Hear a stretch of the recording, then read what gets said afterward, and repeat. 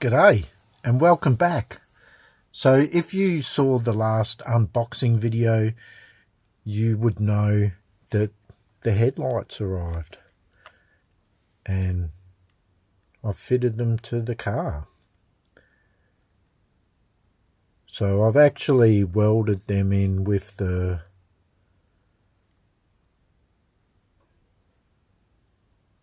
soldering iron.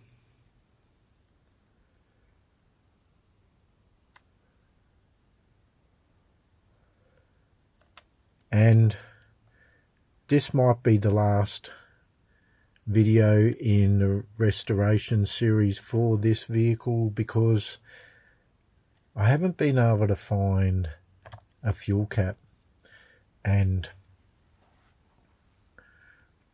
I might not be able to. Hopefully I can, you never know, but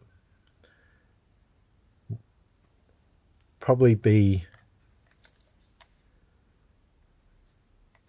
hopefully not the last video.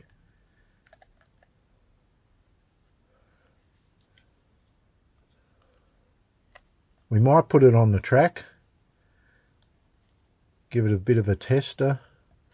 I don't know yet. We'll have to wait and see.